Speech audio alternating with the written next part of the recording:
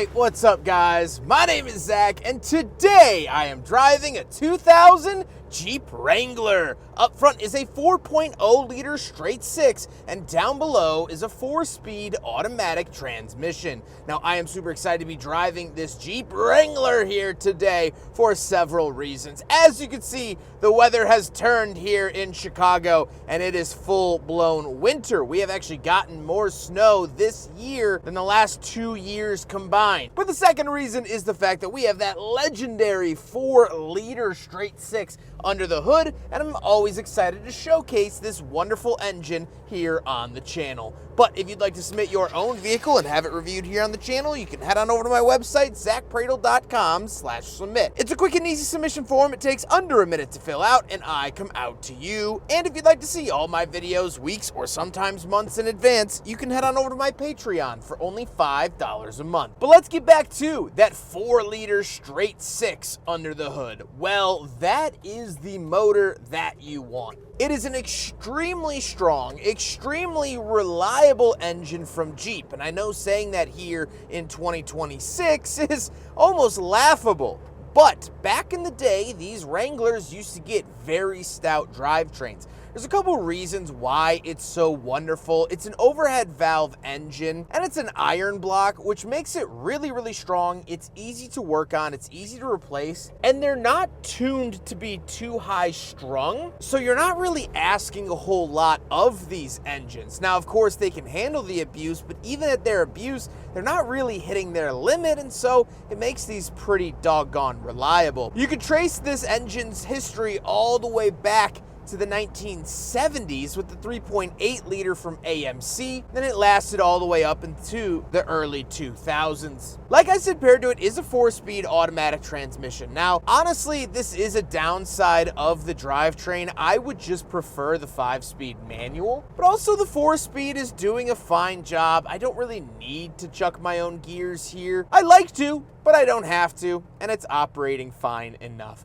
Last but not least, of course, the Wrangler is 4-wheel drive, and we'll talk about how to select that a little bit later on. How does it feel to drive the Wrangler? Not my favorite thing in the world. I have never, ever truly enjoyed the driving experience that comes with a Jeep Wrangler, or really, most Jeeps at all. You feel like you're sitting on the car rather than in the car. It's rather shaky and unstable at higher speeds. They are somewhat top heavy and like to tip if you take a corner like a sports car.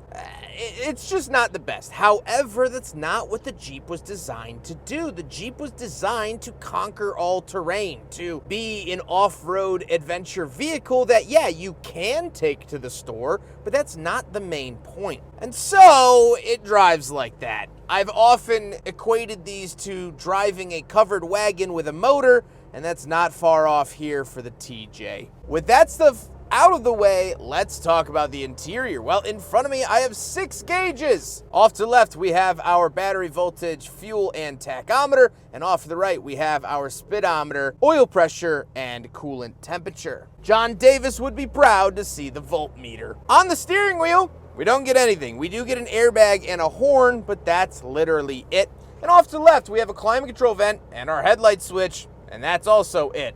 Moving on to the door, we have the latch to get in and out and the crank for the window. That's it. And moving into the center, we get 2 climate control vents. We get our aftermarket radio, because any radio from 2000 doesn't really keep up with modern tech. Our climate controls, fan speed, temperature, and where to send it. That's it. Fog light switch, that is a very, very nice option. We get our ashtray, and of course, a 12-volt outlet down below. Moving on to the center console, we do have an airbag on and off, something you don't really see much of anymore, as well as another 12-volt outlet. The shifter off to the right, plain, simple, easy to reach, easy to use, and off to the left, we have our 4-wheel drive settings. Again, easy to see, easy to use. All of this interior is very, very straightforward, and we will talk about that a little bit later on. Then we do have a handbrake and 2 cup holders, so we will do a big friggin' bottle test. And to my surprise, I don't recall this in other Jeeps, the 2000 TJ actually passes in its rear cup holder the big friggin' bottle test. Look at that! But then we we do get a center console and the seats. The seats are comfortable enough. They work well enough. However, I do love their design, very, very late 90s, even though this is a 2000, of course, designed and engineered in the 90s. Very 90s here. They work, they hold me within the vehicle. However, we do have back seats, although it is a two-door, so let's hop into the back of the TJ Wrangler. All right, getting in the back of the Wrangler. Now, you do have this little loop to pull forward, and that's about the amount of space that you're working with. So when you're a big guy like me, it ain't super easy getting in the back. All right, we got our feet in. All right, I'm in the back of the 2000 Wrangler. As you can see, we could pull this chair back up, and it is slid all the way up. It's not a super comfy back seat. We don't really get any amenities back here. The cloth carries on. We have, our fabric windows, things like that. Legroom is okay. It's not the worst in the world. The seat would probably come back at least a little bit. We do have some aftermarket speakers up in the roll bar, which is nice to see. But overall, I do believe that riding in the back of a TJ or YJ or CJ is kind of one of those core memories that people should go through. And the new two-door Jeeps, sure, riding in the back of a four-door Jeep is just like riding in the back of any other car. But like with the top off, obviously I'm not gonna do it today, but with the top off in a two-door Jeep, riding in the back is just such a cool and fun experience, especially when you're in high school.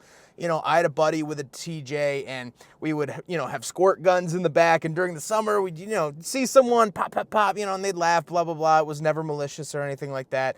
That is such a core memory for me that now being back here, like, just brings back these memories of the heat blowing on full blast, and we're going through the snow. It's freshly snowing, and we see an open parking lot. We're gonna drive through it, and, I'm holding on back here as the whole thing's shaking, and we're giggling, and, we're listening to whatever was hip at the time, Lady Gaga or whatever was hip when I was in high school. That to me is just like such a fun memory. And those memories were made in Jeeps like this. And I don't know if modern Jeeps really mimic that feeling all that much. Riding in the back of a four-door, you just, all right, let's go. It's very, Excel spreadsheet in comparison to this. This is rock and roll. This is Billy Joel. This is Kenny Chesney, So sort of things like that. Love to see that. Let's hop into the very back. We'll take a quick look at what the trunk consists of, and then we'll talk about the looks. All right, not much to really report back here, although I like showing how this opens up for people that don't know. You do get a little door around the back, and then you get a tiny little trunk. Now, the back seat basically is where the trunk would be. A lot of people do remove that second row if they know they're gonna be wheeling, so they bring more spare tires in the back, more tools, things like that, so a lot of people do that. And this does unvelcro, and you could take this rear window out. I'm not gonna do that in hopes that I can't get it back in, and then the owner would have to drive home with no rear window, as it's very, very cold out. So that is what the trunk looks like of a 2000 Wrangler. Now we gotta talk about the looks, and this to me is quintessential Jeep. This, when I think of a Jeep, is what I picture. I don't picture a JK or any of the new stuff, JL, whatever it is now. I think of the TJ. I think this was the best styled Jeep, and maybe that's because I grew up around them. Sure, I'll take that. I didn't like the rectangular headlights of the YJ. Thought that was a bit silly. I like the round headlights. I like how simple this is. And it just is a no frills exterior. It doesn't have LED lights. It doesn't have attachment ready everywhere. It's a two-door, which most Jeep sales nowadays are four-door, but back in the day, there wasn't a four-door of this generation, and so this is what it looked like, and I love that. It does have the fabric top, which I can take down. However, given the circumstances and environment in which I'm driving it here today, I will be keeping the top on to try to retain as much heat inside the vehicle as I physically can. So, you know what a Jeep looks like with the top off. I don't need to show you here today. With all of that being said, let's get on to my final thoughts. What do I think driving a TJ Wrangler? Now, this isn't my first time driving one. I've actually driven an LJ as well, which was the extended version of the TJ, but it's been many moons since then. I like this for many reasons. First of all, it is very simple and basic. I like the crank windows. I like no dual zone climate. I like no screen staring back at me. I like the fact that I don't really have any altimeters or any barometric pressure reading sensors screaming at me as I try to go. No, this is you and the machine. And I think the TJ is really the last generation of Wrangler that you can say is pretty much fully analog. Yes, there is an ECU to help facilitate things, but it's not encroaching on your experience. That straight 6 is an old, outdated motor by the year 2000, but that's a good thing. We want that. We love that. I remember friends in high school would drive these, and it was so fun. It was like a time machine going back, but that's where the fun happens. This doesn't rely on Google Maps. This isn't using all trails to find the right line.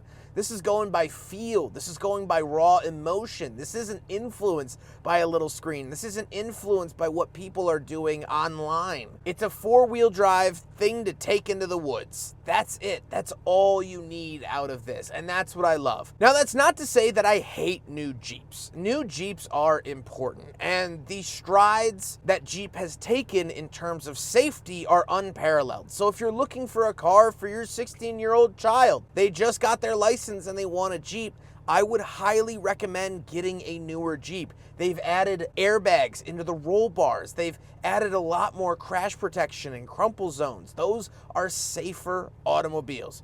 100%. I don't want to downplay that modern vehicles are safer and better for daily drivers. But there is a nice feeling in this, knowing that it's just me and the Jeep against the world. I don't need to subscribe to a GPS. I don't need heated seats. I don't even need power seats. I don't need power locking differentials and power unhinging sway bars. I don't need PSI readings at every corner every 10 minutes. No, this Jeep feels like a sword in a sheath on my back, and it's just me and that sword going out into the wilderness. That's what this feels like. This feels more like a backpack than a spaceship.